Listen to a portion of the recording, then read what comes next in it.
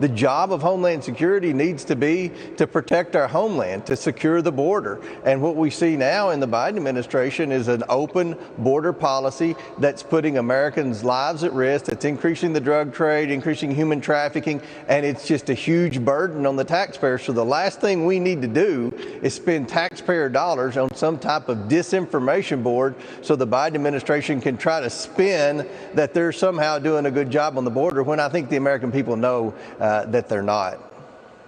Well, maybe they wanted to call Hunter Biden's influence peddling disinformation until they were stopped. Biden's Justice Department has now cleared the lobbying firm Blue Star Strategies of any wrongdoing after it worked on the controversial Ukrainian energy company Burisma. Hunter Biden was on the board of Burisma at the time, getting tens of thousands of dollars every year. If the GOP takes back the House, they've laid out plans to investigate Hunter and his business dealings in China and in Ukraine. As Biden says his administration is considering dropping tariffs on China.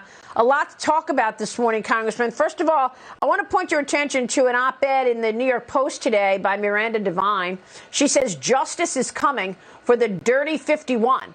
She's referring the Dirty 51 to the 51 intelligence officials who signed that letter right before the 2020 election to mislead us, to tell us that the Hunter Biden laptop was disinformation. Congressman, your thoughts? Yeah, well, I think justice will come. They're going to be given an opportunity to come before numerous committees of jurisdiction from Republicans when we retake the majority of the House next year. So they're going to have an opportunity to explain themselves and explain the huge disservice they did to the American voters when they're trying to sort out all the misinformation that the mainstream media was trying to portray about the Bidens and their business dealings. I think we all know that Hunter Biden is a national security threat. And I can tell you right now, even though we're still in the minority, the Republicans on the House Oversight Committee continue to investigate and probe Hunter Biden. In fact, next week, I think we're going to release some more information that not only shows more wrongdoing by Hunter Biden, but it also shows a probable cover-up by the Biden administration. So this Hunter Biden problem is not going to go away. But to reference your earlier question, what a shame that former intelligence officials would come and try to put their names on the line and their reputations on the line to say there's no problem here with Hunter Biden, everything's fine, this is fake news. Yeah, I mean, they use their roles as intelligence officials, their former roles, as some kind of credibility that we're supposed to listen to simply because they wanted to defeat Trump. But I want to get to this issue of influence peddling and ask the question of whether that is dictating President Biden's decision. I mean, a couple of things. I know you all are working on a China policy right now, and you've got the Federal Retirement Thrift Investment Board, the 401k plan for government employees, including military men and women, by the way. They are going to open up a window next month in June so that this fund can invest in Chinese companies. These include companies that are tied to the CCP. It even includes companies that have already been sanctioned.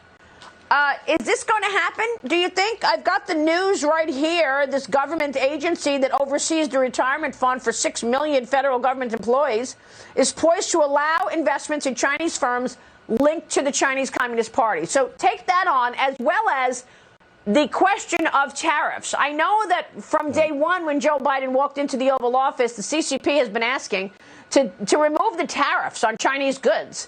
Is Biden going to do that? And does this have anything to do with all the money his family has taken in from Chinese officials? Well, that's the million-dollar question. And I think you're going to see a lot of pushback from Republicans on Capitol Hill against the drastic change in China policy from where the Trump administration was to where the Biden administration wants to be. It just makes you think with confidence that this administration's compromised. It's compromised. You know, why didn't they want to investigate the origination of COVID-19 in the Wuhan lab?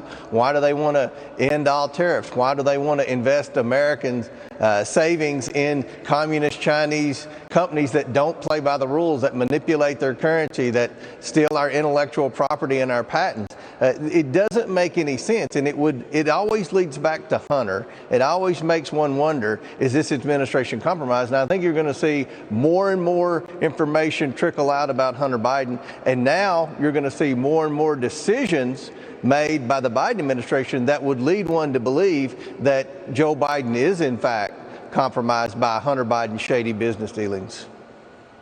So you're going to release what next week, Congressman?